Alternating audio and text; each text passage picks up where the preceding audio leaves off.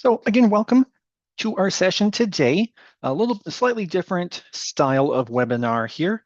Instead of being very technical and dug into some specific feature of our ARM software, we're instead talking about kind of a separate product that we offer, the ARM Trial Database.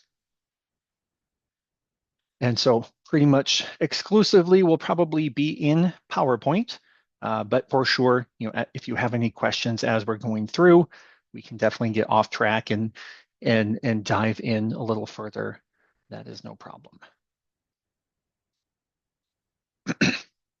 So the ATD is short for the ARM Trial Database, and it's simply a relational database that stores your ARM trials. Bonus is we do also have the capability of working with your attachments. If you do attach any files to your trials, those two can come and be stored in the database. So the most basic functionality here is just a storage device to collect all the trials, all the research that you do, all that information about that research that is put in ARM trials. We now bring into one big, one source, the database. And you can also leverage some attachments as well.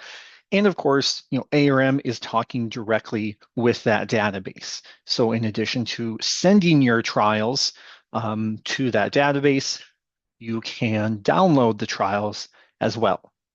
So super useful in global setting. If your company has many regions or groups working on trials, great way to bring everything together and suddenly everyone can find everything and pretty seamlessly. It also integrates here just on that image that I have. There is the ST add-on, which we talked about, I think it was last week. That add-in software for multi-trial analysis. Of course, that talks and plays with the ATD very nicely as well. So just another utility there that ST can work with the database as well. Naturally, all of our products can talk to each other very easily since they all come from the same source. So I've hinted at really kind of the one most basic use of the database, just a repository, being able to hold everything in one spot. Now, 10 years ago, that might have been kind of cool, an advantageous thing, but nowadays that's about the easiest thing possible between OneDrive or Dropbox. Everyone can pretty easily share and have all of your ARM information available to everyone in the company without really any effort. So not so much a real strong selling point any longer for a repository, even global companies, of course, not too hard to get everyone access to the same set of files. However, there are some pretty compelling uses that I think have only enhanced as technology has grown. One of the primary ones, I think, at least from our perspective of questions and things we hear from the industry, is reporting. Of course, with ARM, you're somewhat locked in to the style and structure that we create to offer in the ARM. Right, there's not a lot of flexibility. You can choose some options, you can control some behaviors, but it's all just toggles that we put in, as opposed to having a completely separate company-specific format and how things are arranged. None of that's really possible in the ARM software. So this ATD is really kind of the best way to go about that, to start a customized reporting software or capability. ATD would be really step one in that endeavor. The idea in general of why that's possible, I haven't really alluded to. The concept of the database is largely the fact that all of the information that is in an ARM trial, that is, at the moment, if you're using just ARM, That's all saved in that ARM trial file type, your DAT0. Well, that's a proprietary file type that only ARM software can read. So other tools that your company might have can't just open up that trial to use its information. The database, however, kind of lifts that restriction. When ARM sends a trial to the database, it flattens out the information. If you imagine, if you've ever played with the Lego toys, the little plastic blocks, it's very similar to that. Your trial is like an already built machine. Maybe it's a vehicle or a boat or something you've made with Legos that looks great, has everything a part of it. The um, the database, by exporting it to the database, you can almost imagine taking every piece apart. Still have little labels on them, so you know all of these were once this boat. We'll say we made a boat. They all are kind of labeled as at one point in time, this was this boat, but now they're very individually cataloged out on your desk, or maybe there's a drawer system, however you want to envision it. And so now that that's all loosened up, any other software or any other person could come to that desk or those drawers and take out those pieces in whatever order they want. They could look at just specifically the pieces of information that they care about. You don't need everything, right? So that's really kind of how reporting, for example, really gets kickstarted, because now all those bits of information about the trials are available for any other software tool. You could have some reporting tool that allows you to create formats of any type, arrange information however you want, and you just connect that to the ATD database to be able to pull in your research information. So that at a high level is really the functionality that you're unlocking, this ability to connect any other tool, any other software you might want into this research information has otherwise just been in ARM. And that kind of transitions perfectly. That next bullet point is the exact same scenario, right? Really any other, enterprise software your company might have. If you have software for your budgeting system, if you have statistical software, if you use R or SAS or something, you can really connect any of those tools to this database. It's just called an SQL database. The SQL is like the language that pretty much any modern software can talk with. Very, very standard format way to communicate and connect data and software together. So any tool that your company has, if it's home built software or just other software tools that they've used, suddenly now those can point to this database and leverage all the information that's in your trials. And then finally, a comment just kind of in the world of databases, and specifically possible for this ATD database. There are a variety of security functionality that can be implemented.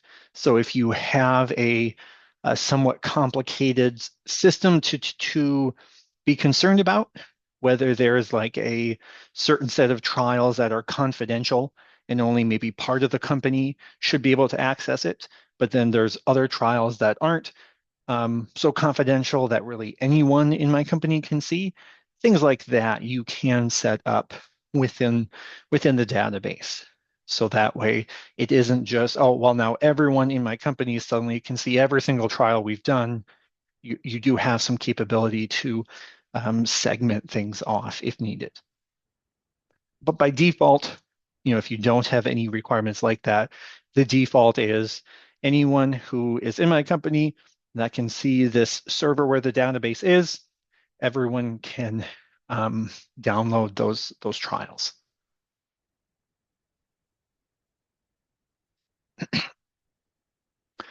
Won't spend too much time on this, but just to dip in just a little on the technical portion, usually one of the first questions, at least if you kind of start poking around the company and throwing that idea out there of a database, your IT folk might ask questions like this.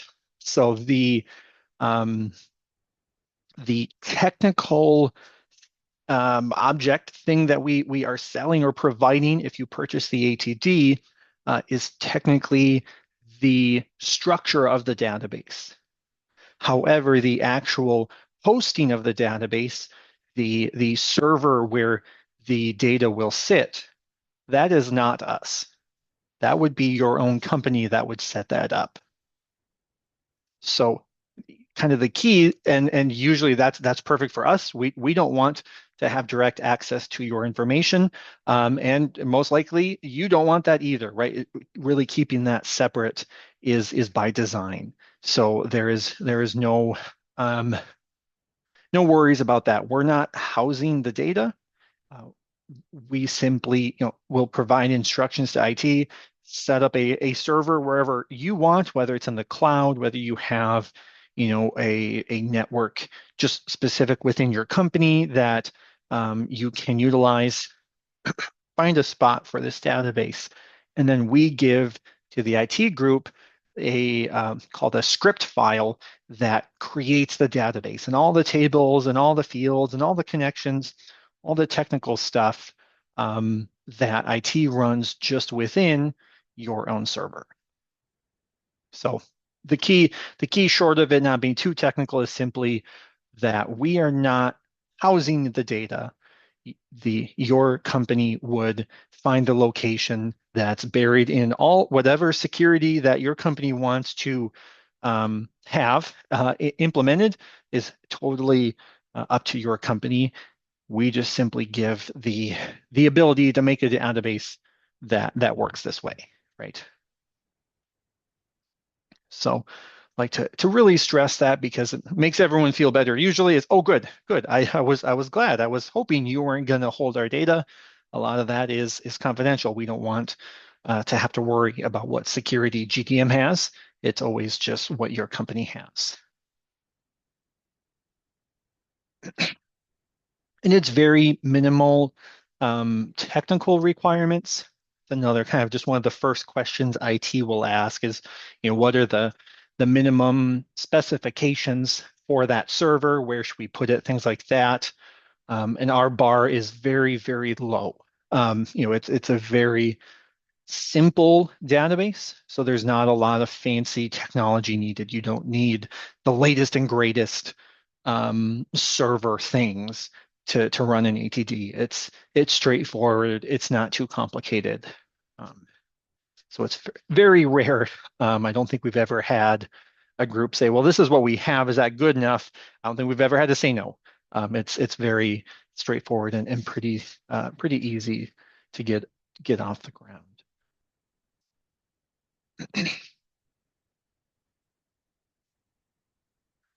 Okay, moving out of the technical realm a little bit, I have on the screen, I guess just a couple of visuals, kind of already hinted at some of these concepts a little bit, but just to talk a little bit about some aspects of working with a database, because it is different than the dynamic that you might be used to, with ARM or just even files in general, right? ARM is somewhat comparable to like in Excel or Word, where you have these single documents, these single files that you work with, and you save it and you put it somewhere, and then you open it up and make some changes. Um, Databases are just kind of a different beast. There's some different considerations there that hopefully we can kind of talk through. Real quick before I start, have a question. In the database, can I have more than one different customization? Yeah, so if you work with some of the different versions of ARM, I think that the short answer would be yes, you should be able to send those different types of trials into your database? The slightly longer answer, of course, is depending on the version, depending on those different customized versions, um, maybe not everything can come through.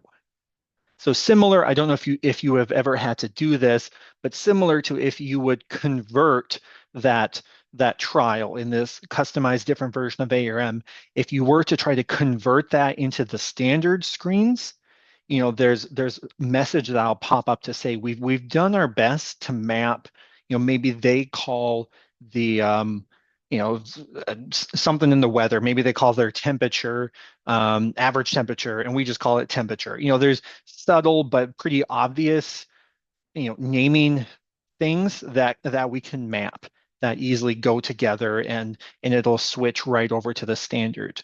But then sometimes there's um, fields or functions that just don't line up, right? That maybe that version has implemented that standard doesn't. That'd be the one part that doesn't work, right? That if there is something that just doesn't have a home in the standard, it's going to be kind of the same thing when you try to send it to your database. If ARM just can't find a home for that piece of information, then it might not make it there. But for sure, like your assessment data, all of those ratings, there's no fields to match up, right? That's just your plot and the data point. So those for sure would make it in no matter what. Great question.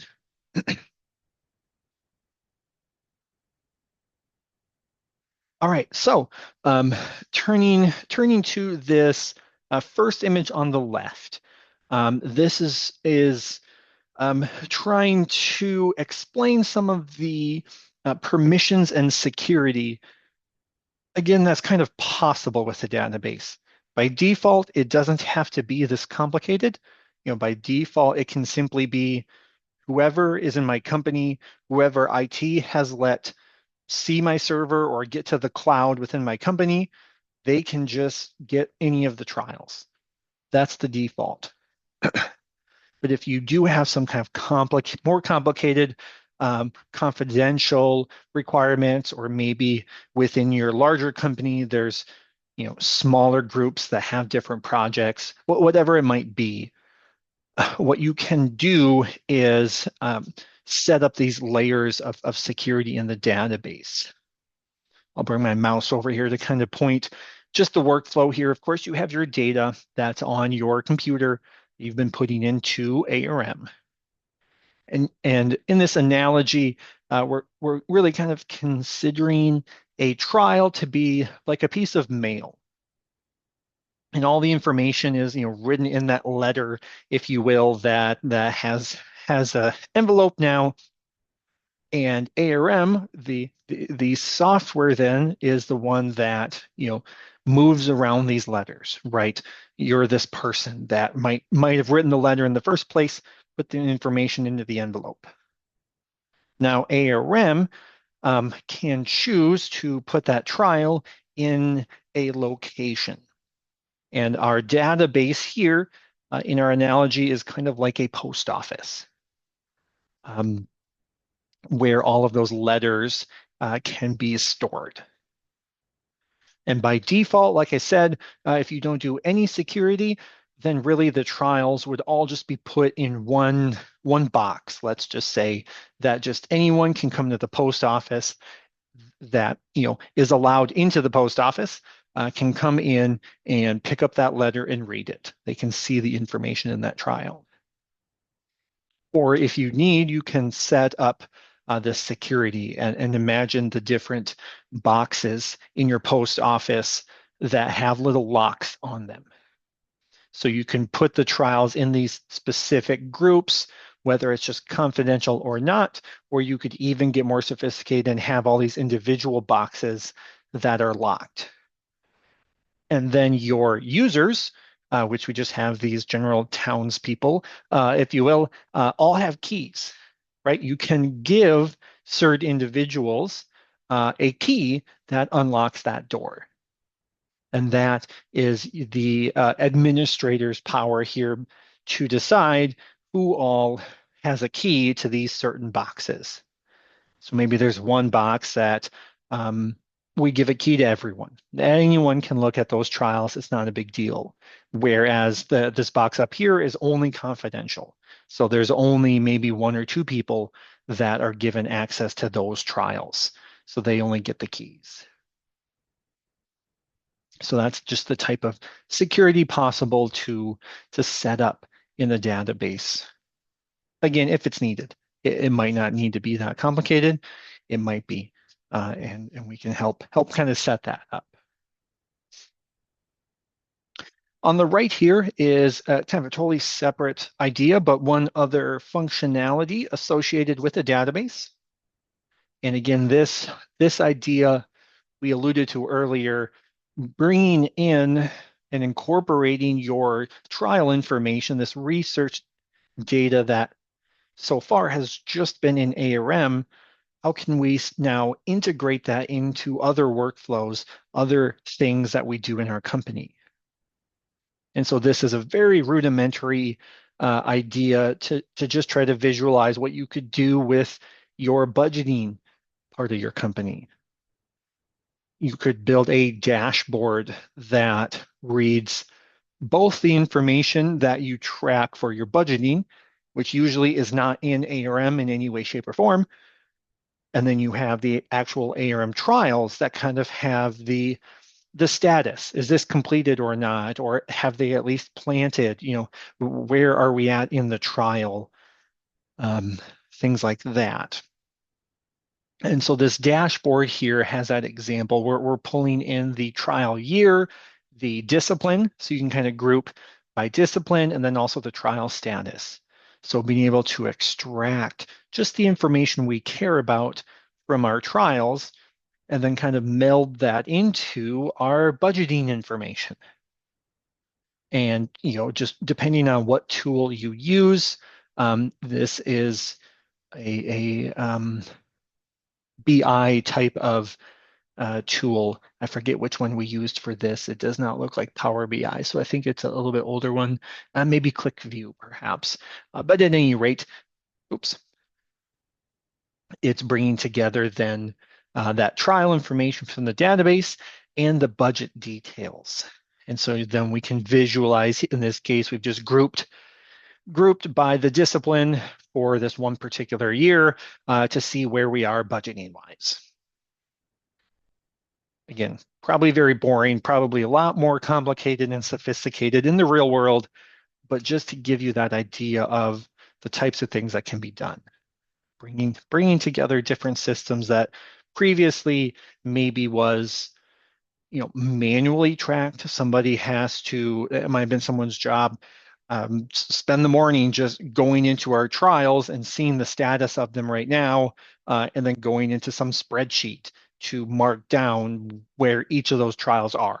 And then that spreadsheet can be used in the budgeting to figure out where we are. You can kind of eliminate that manual step, that manual work, because now the budget tool can just go right into the database and see exactly where the trials are at this point in time.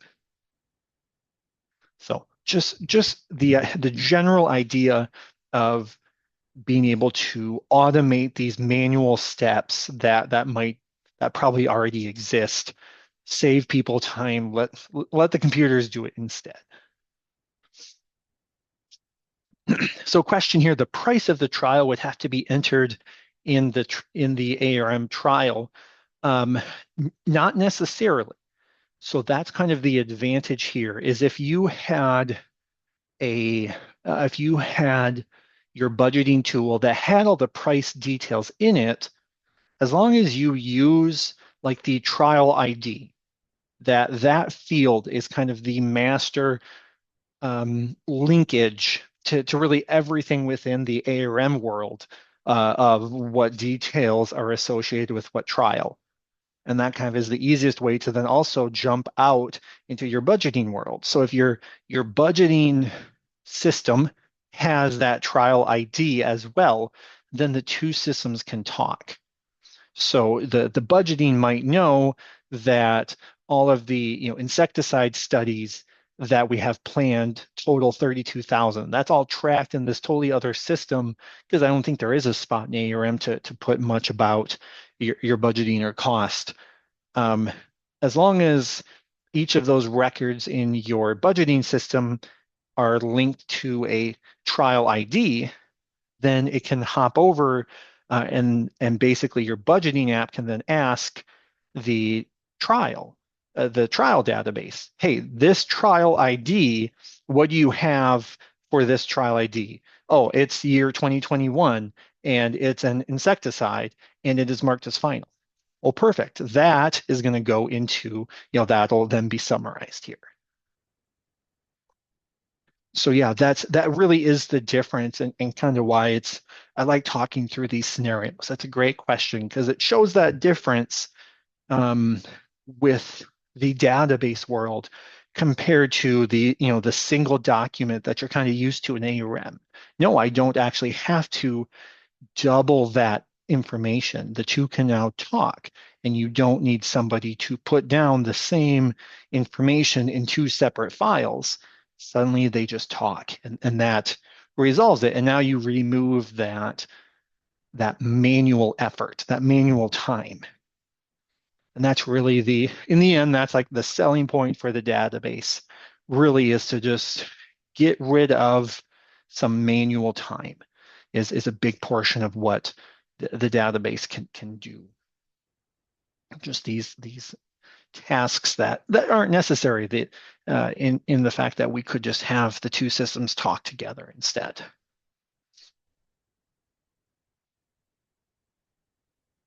All right, so just a couple of examples there. So just shifting our focus into kind of the ramifications in ARM. If you implement the ATD, of course, we would expect that the ARM software that you're using is fully up to date. So that way it can talk to the database. At this day and age, that's pretty much a given. Um, the nice thing here in ARM is looking into the database to find trials that you might want to download. The interface is the study list. So it'll be very familiar. It's not going to be really anything new to browse to find files. It's going to be with that study list. So if you've used that in ARM just to manage and sort through trials on your computer or your company's network, it'll be very familiar, all of those filters. And we'll see it here in a screenshot a little bit later. We'll talk through that a little more. And as I mentioned, ARM is the tool that fills the database. So within your company, you can choose specific users to be the ones that fill the database, but then you would just select a trial and send it to the database. And ARM is the tool then that takes all those little pieces, all the information from that trial, and puts it into the database. And one of the reasons ARM is the only thing that puts data into the database is because ARM runs validation first. So before you export to the database, ARM has that validation functionality to ensure that the trial is valid before it goes into the database. And that's really a big point of emphasis for us and for this solution overall. That ARM really is the source. That trial file is your source of truth, where you've been putting everything. You already are used to that idea that you're documenting everything that happens in that trial. That's in the ARM trial file, right? And now we're really just copying, replicating all that information into the database. So it's a really, really important, and I'm sure if you've joined any of our webinars, we almost can't go an hour without talking about one of these features here between the validation lists, your study rules, the standard evaluations. Um, it's all about consistency. It's all about the having that consistent structure to your data. And the database really shines a light on all of those topics because now, once you get information into the database, the only way that it's useful, the only way to be able to run a summary or be able to have that budgeting system talk and find information or to any other thing you want to do with that information, if it's all inconsistent, if the same types of assessments weren't described the same, it's just a nightmare to try to bring it together. It's a nightmare to try to do anything with it because it's all different and it doesn't look the same. And so all of those functions that we kind of harp on and really try to push and promote in ARM, it wasn't just because we really want you to use ARM and say, wow, GDM is awesome. It's also because the data then is useful, it's summarizable, it's combinable. Once whether you put it in a database or are just using any tool to try to grab that information. And so the kind of the first and foremost thing that kind of guarantees a baseline for that is the trial validation, right? So that's scanning through your trial and checking for any requirements, any missing information, any business rules. We call them study rules in the ARM, any rules that have been applied to this trial that says this information is required.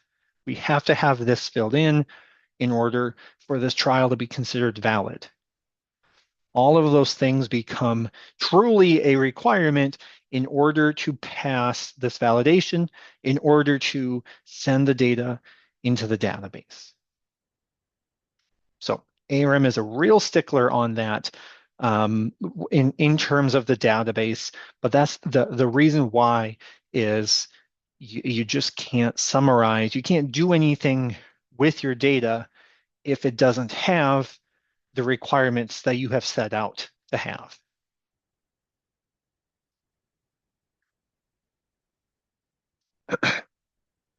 I won't go too much deeper. You know, if you've been with us on our trial validation or study rules webinars, you've heard all these talking points before, right? We just haven't said the word database at the end of it, but that's been implied to some extent about just summarizing them, and that's why we harp and we talk and we do all of these sessions on them, is to be able to combine them. But quite often when groups kind of start rolling out the database, it comes with, hey, let's have a session or two of just training, of just talking through and reinforcing some of these functions because they are just so valuable for making good use of the database.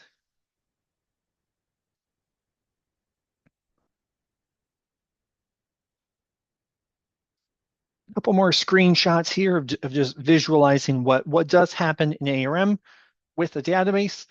You can open up a single trial and you're kind of looking at that trial and then send it to the database. Or you can also do that in a batch. So you can select multiple trials and send all of them to the database at once. What happens in that scenario is your ARM will open up each trial. It'll just kind of go one by one, open up the first trial you selected, and then run validation. And this is all automatic. And probably most of it's kind of behind the scenes. It doesn't even do anything on the screen other than just says it's loading. But it opens the trial in memory. It performs that validation. If validation passes, then it sends the trial to the database. Then it closes that trial and opens the second one. Runs validation. Yay, it passed. Send it to the database. Close it, go to the third. If the third one does not pass validation, it'll just create a list of the errors that happen, and then it will close that trial and move to the fourth one. So you won't suddenly stop the whole show. It will for sure make it through your full list of trials. And then what happens is when it's all done, it'll give this list here. And if you chose multiple of them, there might be 10, 20, 30 items in this list. And everything that worked good, it'll be that nice positive green symbol. And then any of the trials that maybe didn't, that did not pass validation, they don't go to the database. They're very loud in that list, that little red X's to show um, that which trials did not make it. And then also the explanation of why, right? Oh, study rule number 1 didn't pass. Study rule number 8 didn't pass. You're going to have that list. Very similar to when you do the validation, if you've ever done the log errors function.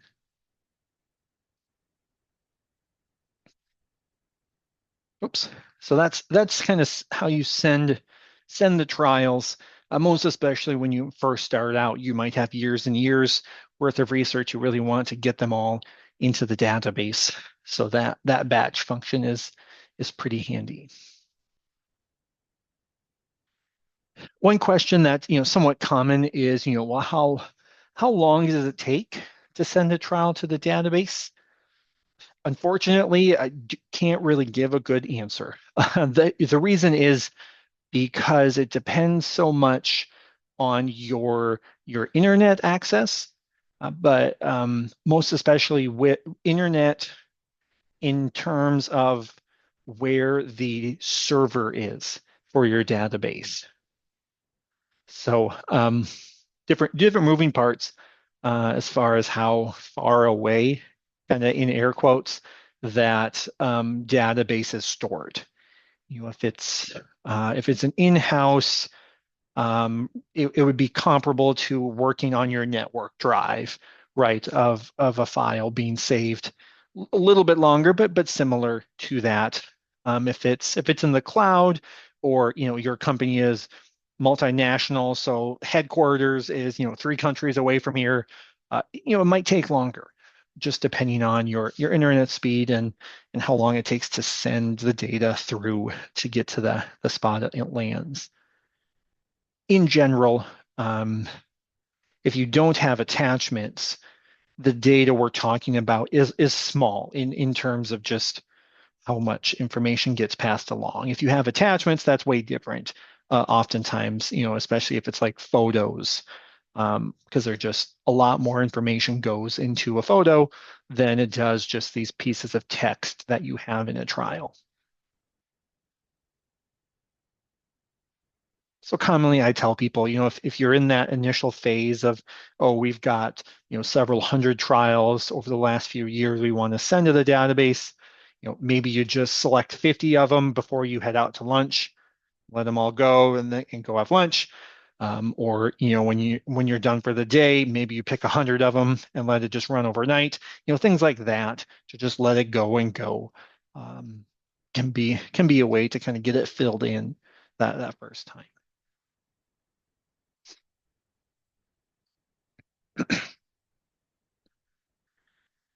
And then on the flip side of that export coin is the import. We talked about this a little bit ago.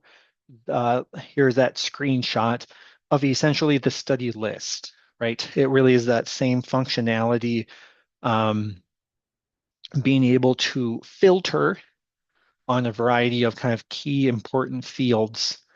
It's not quite all of them, I don't think, compared to the full study list. But all the major players that you would care about are there. Right here, pictured is the treatment name.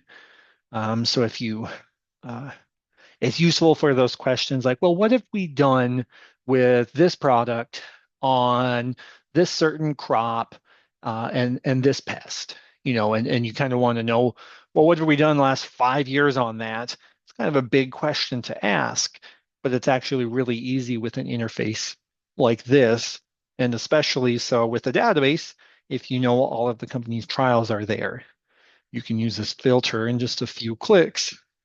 You can answer that question. Oh, look, we've got 12 trials based on this set of parameters.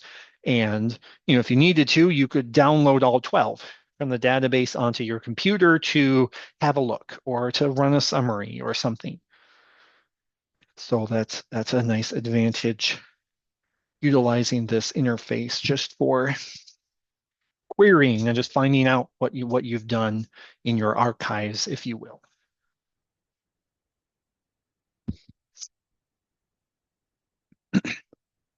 Not a whole lot is different in that ST, the summary across trials. Like we said, just in your trial selection, you would then be able to choose trials from your database in addition to just trials that are visible from your computer. And you will see a few more of those gold boxes in the ST when you've pulled from the database, just because all of those trials have already been cataloged, I think would be the word. Has those lists built in. That gold filter box is these are the unique values for this given field across all of the trials we have selected. So you just end up with a few more gold boxes, but in general, it's very similar, right? You're just kind of gaining the advantage of querying everything the company has instead of whatever I've been working with locally.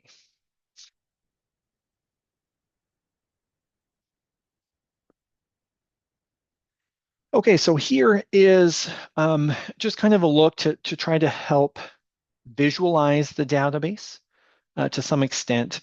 The picture here on the left is the list of tables in the database.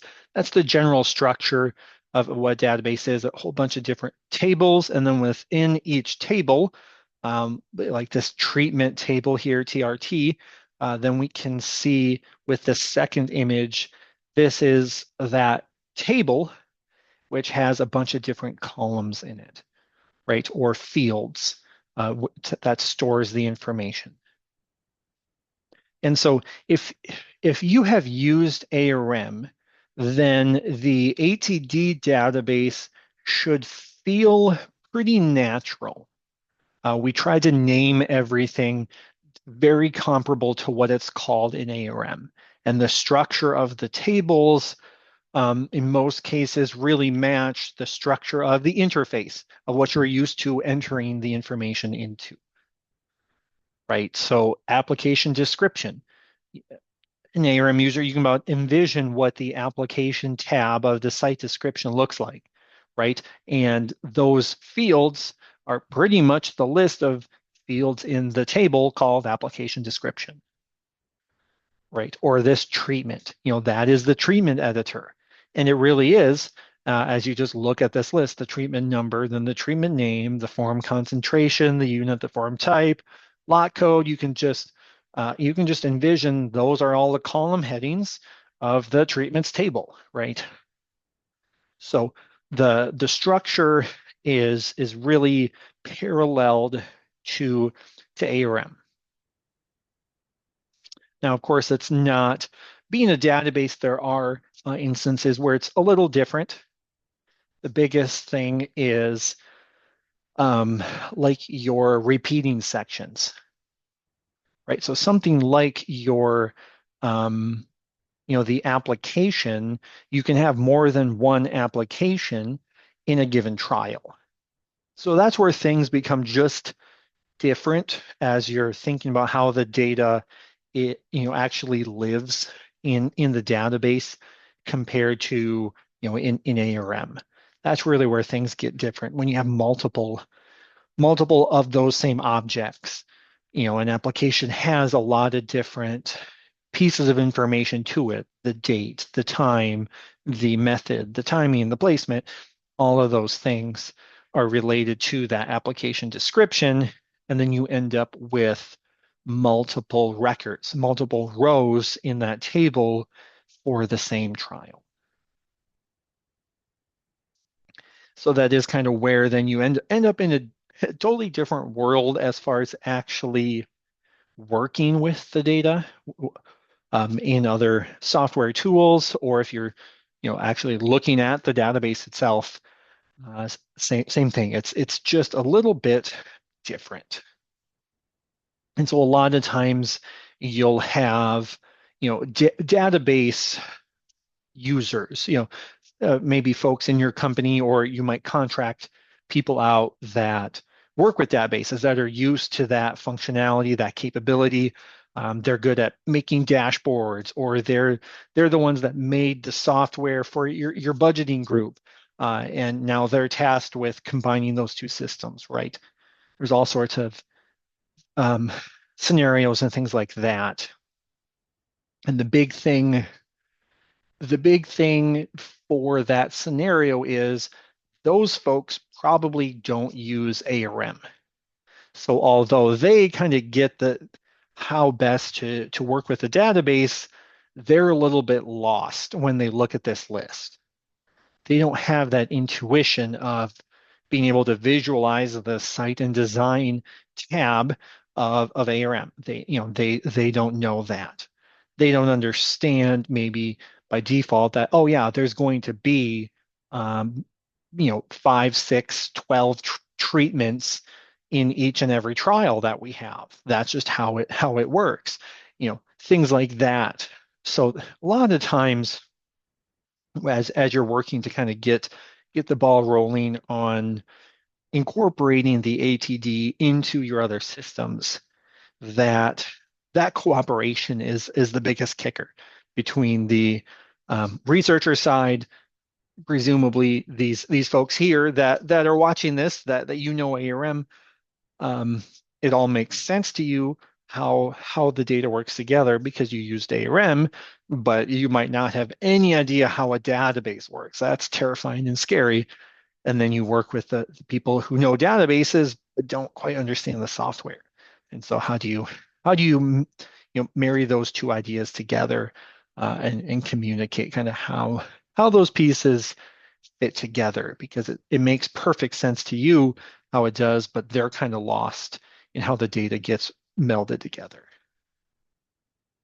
And that's also an advertisement for our support, of course, too.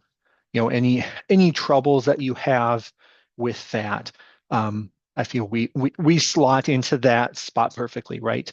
I by no means can call myself a database expert, but I at least have learned bits and pieces as we've went to at least be able to talk to those database folks in their language, if you will. And then it's a matter of understanding, well, in our company, this is how our trials are structured, right? It's common we have 4 to 5 applications, or it's common that we have 3 components to every treatment because we're dealing with these systems of treatments. Or maybe it's always just one. We in here we're just doing variety studies, so it's really simple. Or just melding those two ideas together. Yeah, great comment here with these tables is you create a join between the tables. So you're exactly right. That's kind of the type of terminology that database people, they live and breathe. They'll start rattling off. There's all sorts of different kinds of joins, and one does this and one does that. Like for me, honestly, that all goes over my head. I can't visualize those joins and how they work, but to them it's like natural. And so your job would be not to know what type of join is needed, but if the ARM user can communicate how the different pieces talk, then your database person can say, oh, that's a inner join. We'll put these two tables together and now they'll talk, right? Now we can funnel that information right to the budgeting app. So great comment there. You're exactly right. And yeah, that join, the kicker is in order to bring together information and get things to talk, you do need what they call a key. You need a piece of information that's the same everywhere. And that would be your trial ID. So that's why at the very beginning, we really push on that trial ID concept. You need to have that unique identifier, because that is, you'll see trial ID, and like every single one of these tables has that trial ID, because that's how you know what is all associated with what. That's how things talk is, okay, you wanted this trial. I want to pull information from this trial to learn about it. Every table has to have that information to be able to extract. Yep, these are the 12 treatments in trial number 1, 2, 3, 4. I can hand you those when within the database. That's what happens. So great comments. That's exactly right. And it is just it's a totally different way of thinking, which is the hard part, right? Compared to when I'm in ARM, everything is just shown to me, right? I just enter the information, whereas now you're having to talk about these joins and combining information. So it's definitely different. So looking at the time, we've got just a few minutes. Um, a lot of times kind of when you're first starting out with the idea of would a database make sense for our company, we can have pretty much this same session with specifically with your company, and you bring in the decision makers, bring in the IT folks, and we kind of go through this same set of slides. And of course, we take different twists and turns depending on who's on the call and what they need to address. And so usually try to do a live demonstration. Not sure that we have time here. Usually a little better for being interactive as well, because then you can ask that question and try to draw some connections and have it make sense. So definitely would invite kind of a call to action here. If this does seem like the type of thing that maybe my company should look into, it's definitely very slow. It's not all right, fill out this form and you'll buy it right today. It's definitely a discussion. It's a big investment, not just like what you would pay us to purchase a database, but it's a big investment for your company. As as we mentioned, IT has to go and set up something on your server, or maybe has to get a brand new server to hold this database. There's some work on that side. There's then work to get the database up and going. But really the big investment is after the database is standing there. Now you have all this structure, all these tables. Now what? And that's a lot of what we usually do in these meetings with the company as we just start talking through it, is making sure there's a plan, there's a vision. What do we want to achieve once we get the database? Because really, the ATD itself is just a key that'll open a door. It just opens this ability to do all sorts of different things with the data that's in your ARM trials. But the database itself doesn't walk you through that door, right? It just opens a whole series of doors that then you can step into. Let's go build a software tool that does an analysis, or will incorporate our budget stuff, or will just about anything you would want to do with that data. Let's do analysis, or let's automate how we make graphs and presentations. Let's make a dashboard that'll just put together all of the visuals that currently I have to build by hand. We've got 10 people who sit and just chew on trial after trial to put together these presentations and these graphs and images. Oh, let's try to automate that part of our workflow. So there's just all sorts of different things you can do. Just to speak to the pricing for the ATD itself, what we do is the price of the database, the ATD is tied to how many ARM users will export or fill the database.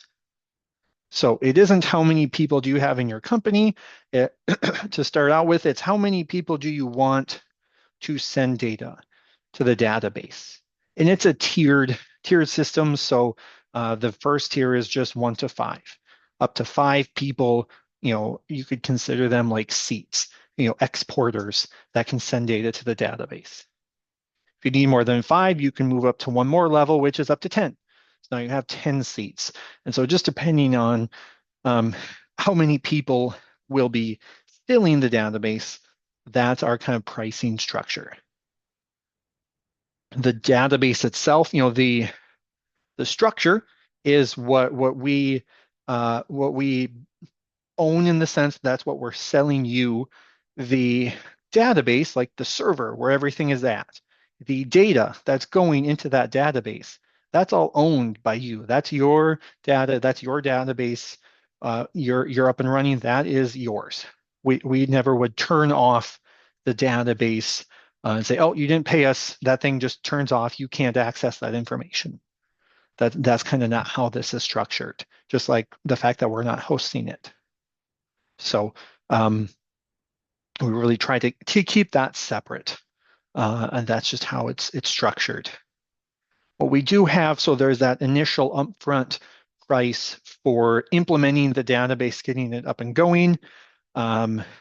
Then we do have an annual maintenance fee that is just for yearly support, whatever questions you have, just like we support our ARM software, but also for updates to the structure of the database to match updates to the ARM software, right? So as we add new functionality, new entry fields for information in the ARM software, we can kind of once a year connect back up with IT and say, okay, we can update your database for all these new functions. And so then this much smaller maintenance fee, just kind of like how we have our ARM license structured, right? Upfront price the very first time, and then each year it's lower, just to continue updating the system.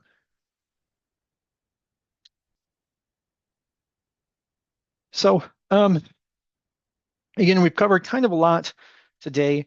The biggest thing is just to realize this database is not something we host. We'll ask your IT to find a spot for that database to live, but we are providing the structure, the capability to send all of your trial data to one common spot that really opens all sorts of doors for other software tools to be able to utilize the information that currently is just kind of stuffed in ARM in your ARM trials. And so if you have questions, if you kind of, like I said, have that kickoff meeting to get the variety of people from your company to really kind of go through this presentation with us, ask questions, that's usually kind of the next step, right? It's always a process. It's definitely not just a sign this slip, here you go, we'll go with it. It's a discussion to make sure that that it's a fit for your company, and that it would make sense for where you are at. And if you do have any questions as we wrap up, feel free to email us, either your local representative, if you're out there in the world, or you're in the States, of course, it would be GDM headquarters. Email us if you have any questions or want to set up a longer discussion on if ATD could be a good fit for you. So again, thank you, everybody, and have a good day.